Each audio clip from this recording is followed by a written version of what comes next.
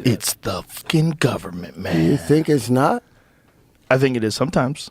I assume they listen to everything I say. They do. I'm sure. They do. You It's took a lot of boring. You took a bold stand, though, years ago when the governments were trying to poison their citizens. You took a very bold stand that nobody else took. That's what I was like, wow, I appreciate you, because I lost 3-4 jobs because I refused to take it. I refused to I bet take you feel better about it now. Well, especially when you know all these people that have health problems because of it. cancers has increased 300%. All-cause mortality up 40% in some age groups. Pulmonary embolisms almost up like 500%. Yeah, I wonder what caused that. Well, Crazy. the spike proteins that's being built and collected within the system. We can go into. I can walk you through what the spike protein did to the BRCA1 gene.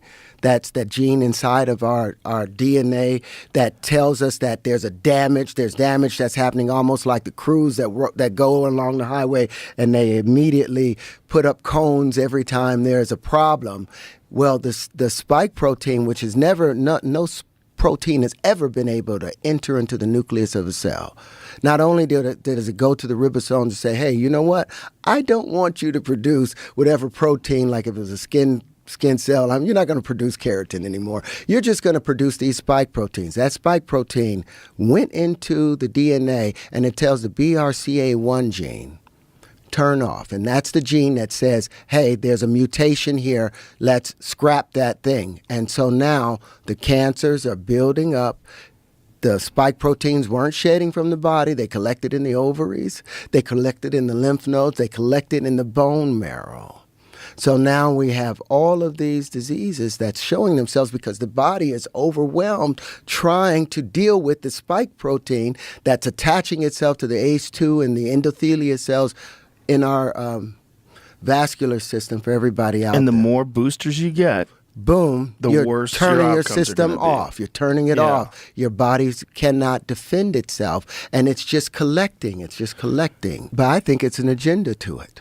You think so? I think it's an agenda attached to it because they restricted any natural thing like ivermectin. Iver means like it caused ivermectin.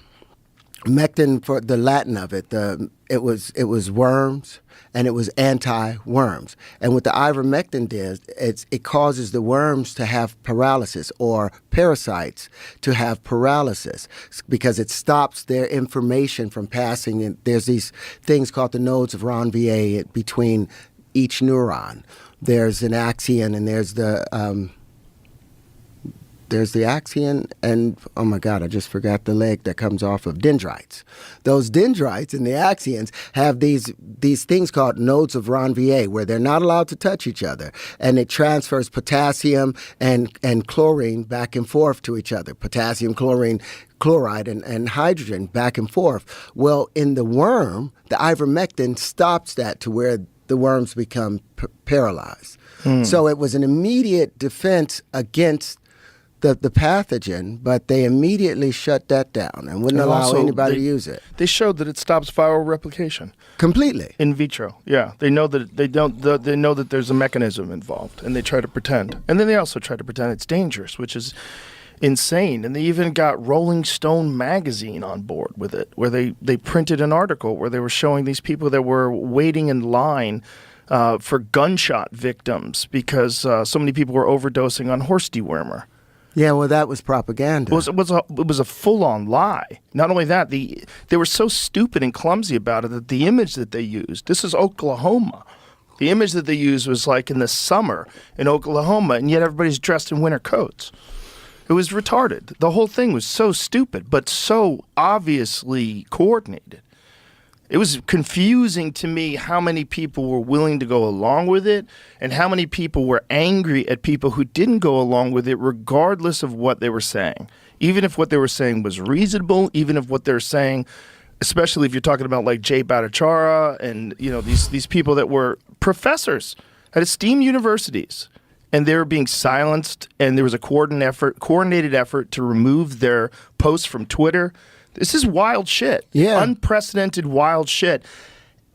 and the population was just going along with it. For me, what was fascinating was psychologically. Like, do you guys not know about deception?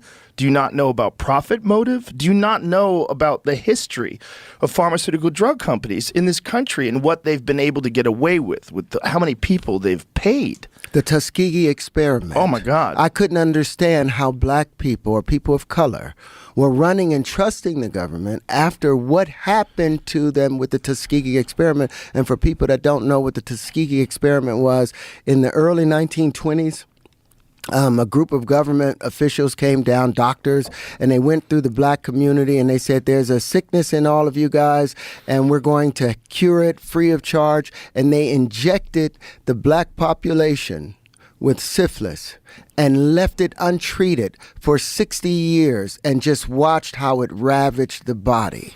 For 60 years, it wasn't stopped until like 1970s, late 70s, that they stopped the experiment. And I don't even know if they've paid reparations. So the government has been using all of these chemical warfare or biological warfare against its own citizens for a long time. Constantly. There's so many instances of it. The So MK that's why I didn't Ultra. do it.